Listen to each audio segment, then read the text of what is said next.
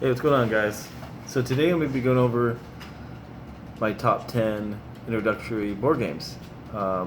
These games are going to be great for people that are just starting out in the hobby. So I'm going to go ahead and get started. And the first one I'm going to go over is Ticket to Ride. So Ticket to Ride is a game where you're going to be, it's a set collection game, so you're going to be collecting cards of one color type. And then you're going to turn those cards to put your colored trains along these different routes. If I collected orange, I'd be able to put orange on my cars on this orange route. And there's destinations that you're trying to complete. So it's a pretty simple game. You're trying to get your colored trains across to your different destinations, and you score points doing that. So that's Ticket to Ride. Pretty popular, family-friendly game. The next one is King of Tokyo. I love this game. This is a great one for the family. A lot of these games, I think all these games take less than an hour to play, so that's also a big bonus. But anyway, King of Tokyo is basically a game where you are trying to either score up to 20 points, or you're trying to battle and eliminate the other player. And this is kind of a dice type of game. Yahtzee-ish dice game where you're rolling dice. You have 3 chances to better your roll, and then you can gain energy to buy cards that give you special powers, or you do damage, or you can heal, or collect points by rolling a set of 3 type of number. Anyway, so you're going to be doing that back and forth until someone gets 20 points or eliminates all the players. Really fun game. This one I've mentioned before. This is Clank, and Clank in Space is a game. It's a deck building game where you're going to be exploring through the spaceship here, collecting artifacts or a artifact, and then running and trying to escape the ship before it closes down and the alien takes over and eliminates you guys. So a deck building game is where you have a certain set of cards that you have in your hand, and then as the game plays on, you will be buying other cards and putting them in your deck. And so every game that you play is going to be completely different. Super fun game, and those cards will allow you to move along that map when you play them and buy other cards and fight other creatures. And there's also little fighting in that game too, which is pretty cool. Mega Land. This is a really, really cool game. I was really impressed with this game. Red Raven does cool little family-friendly games. So this game is a test your luck type of game. So basically, every player is going to have a certain amount of life, and what you're doing is you're going to draw these cards. You'll flip one over, and then if they have a heart on it, or sorry, not a heart. If they have an X on it, that's how much damage you're going to take. And basically, so the first card was drawn here was 2 X's. That means 2 damage was taken. I think you started out with only 3 health. So basically, and you have a big deck of cards you're going through. And so basically, do you want to keep on going? If so, then you flip another card. You're safe. Then if you wanted to press your luck again and you drew another damage, you would die. But anyway, you're trying to go as far as you can, because every card that you stayed in, you collect a treasure, and you're going to collect these treasures and be able to buy cards. And the point of the game is actually you are trying to get 20 coins. And the first person that gets 20 coins wins. And then if there's a tie, I forget what the tiebreaker is, but basically you're trying to get the first player to play to be able to have 20 coins. And then these cards that you buy will give you coins every round. So there's different ways to get coins. Anyway, so the first player to get 20 coins is the winner. Next one is Castle Panic. Another great game. So Castle Panic, I have it upside down, is a cooperative game where you're working together to defend the castle. So every round these guys are going to be moving. So every round these guys are going to be moving forward towards the castle, and if they hit the castle, they're going to be breaking down the walls and eventually eliminate your castle.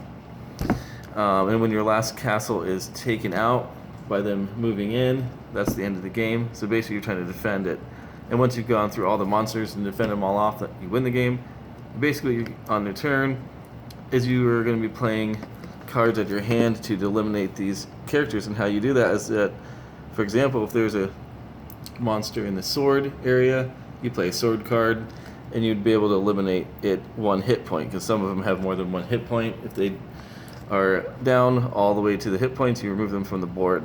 And so this game is cooperative by you can exchange cards with other players and vice versa.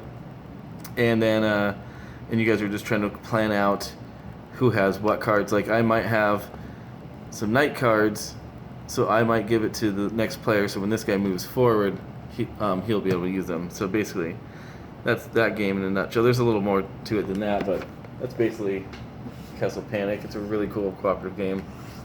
Next one is Queen Domino. I recommend getting King Domino. It's a little easier to play. I mean, this one's not hard to play either, but basically what you're doing is you guys are drafting these tiles, and you're going to place them in your kingdom. And your kingdom is only a 5x5 grid. And also what you're doing, not only is that kind of difficult to try to put it in the right way, make sure it fits, also you got to make sure your colors are matching up, because you got to match up these colors. And then when you match these colors, you score points. So basically, at the end of the game, whoever has the most points wins. And the biggest way to score points is collecting all of one color, or as many colors as you can of that color. So you might just be focusing on yellows and reds or a couple other colors. You don't want to focus on a bunch of colors because you won't get score many points. Also, you're going to take the amount of points. Let's say if I had, yellows, you would want, let's say 4 yellows. You would multiply that by how many crowns are in the yellow area. So you got to make sure you have crowns also in the yellow. And you multiply that and you get your points. And that's basically that game in a nutshell. So you're basically drafting cards and trying to fit it in your 5x5 grid, which is a pretty cool little game. Gets people introduction to that. And then the next one is Forbidden Desert. So in Forbidden Desert, another cooperative game, you are moving around the board, clearing out sand, because the storm will pick up and move sand all over the board and bury your places you're trying to dig and find your way out. So basically you are trying to reconstruct a ship, and basically what you do is you have a certain amount of actions in your turn, and on your turn you're going to be either clearing sand, you're going to be flipping tiles over to try to find your coordinates for your pieces, and when you find the 2 sets of coordinates, it will show you where the piece is, and you're going to take those pieces and you're going to bring it to the exit tile, and you're going to put it together, and then you are going to be flown out of there. So basically you're working together trying to these are face down tiles, and they're randomized every game. So basically the storm will move around those tiles too, which is kind of cool, on top of putting sand on there. So you are basically trying to find those coordinates and find the pieces and put it together, and try not to get burnt to death by the sun, because the sun will beat down and you will run out of water and you will die. So that's kind of a cool little cooperative game. Here's another cooperative game, Demmick. Now this is a great game. This is a game where you are fighting the cure. Trying to find the cure. Excuse me, fighting off. you're trying to find the cure, and a pandemic's breaking out. So it's a map where you are. There's gonna be it's all the whole world, and you are working together, scientists trying to save the world by fighting off bacteria and stuff like that. And so basically, what you're doing is you are trying to control outbreaks. The goal of the game is you are trying to find the cure by collecting 5 sets of cards. I think there's a character in there that allows you to only do 4 sets of 4 of one color per set. But basically you're trying to find 5 of one color. When you do, you turn it into a research center, and then you found the cure for that disease. And you you'll be turning in. Oh no, sorry, not turning in, but go into those spaces to stop breakouts from happening. So, because what will happen is that every round you'll put out more, because it's spreading through the world. So so sometimes breakouts will happen and infect all the areas around it, and which can have chain reactions. And if you have too many of those, you actually lose the game. So you got to be careful to monitor the breakouts while you're trying to find the cure, and save humanity. So that's kind of cool. So the next one is Love Letter. I have Lovecraft Letter. So this game is really cool. Actually, this is actually really neat. Since it's easy to open, I'll do it. It's really, really cool. Oh, slippery cards. So they come sleeved, so that's kind of cool. So it's kind of neat. They come with like little like poker chip tokens, which are really neat too. That's more of the advanced mode. But basically, what you're doing in Love Letter is you have one card in your hand. This is a really simple, quick game too. Great for traveling. Love Letter is just like you can get a little pocket size. This is the more advanced one, but basically all you do on your turns, you have a card, you draw a card, and you play one. And so basically what you're doing is you're trying to eliminate the other players by all the cards do different things. They make you, like, if a certain card is the only card that you have left in your hand, you lose, so then you go out of the round. Basically, the cards allow you to do different things to kick people out, and basically you're trying to be the last one with a card in your hand and try to eliminate the other players and then if no one gets eliminated and all the cards are drawn, basically whoever has the highest card value in your hand is the winner, and you play a certain amount of rounds and you win. But it's a really cool game. This has a lot more to it because there's like I haven't played this in so long. I can't remember how to even really play it. But it's as far as the Lovecraft Letter goes. But it has a little more to it in this one.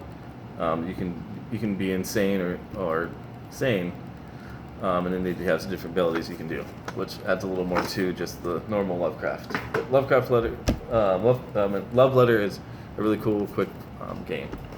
Last but not least is going to be Zero. So in this game, this is really beautiful Japanese style game. In this game, you guys basically it's a tile placement game, and you're trying to stay on the board. So everybody starts off the board, and there's little points. Let's see if I can even. Doesn't really show it in this, but anyway, everyone starts on the outside of the board, and on your turn you play a tile and you start moving in. And basically what you're trying to do is you're trying to lay a tile, and you're going to move along the paths of these tiles that you're placing, and not fall off of the end of the board. So basically so by the time the game's going, there's going to be a lot of tiles on there, and sometimes people will go over your tile, and you're trying to stay on the board, and the last person on the board is the winner. So you can knock people off, and basically you're just kind of going around. It's really cool patterns that you'll be making and try to stay on, and it's a really cool little strategy game.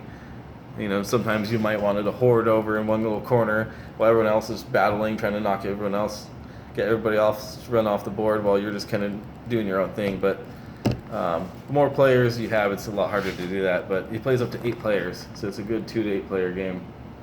But anyway, that's Sorrow, and a couple other games I was going to mention really fast. To look out for is Escape. Escapes are cool. Dice. It's only a 10-minute game. Every game's only 10 minutes, unless you beat it faster than that. Escape's a really good one. Dice rolling. You're trying to find the exit by flipping these tiles over and exploring. It's really cool. Meeple Circus is a really good one. It's a really good dexterity game. Azul, that's another one I didn't have on me. Left it at my other house. Downforce is another good one. Dice Forge is a good one. And then El Dorado. So those are some other ones to look into. Anyway, thanks you guys for watching my video, and I'll be posting another one very soon. So thanks guys. Have a good day.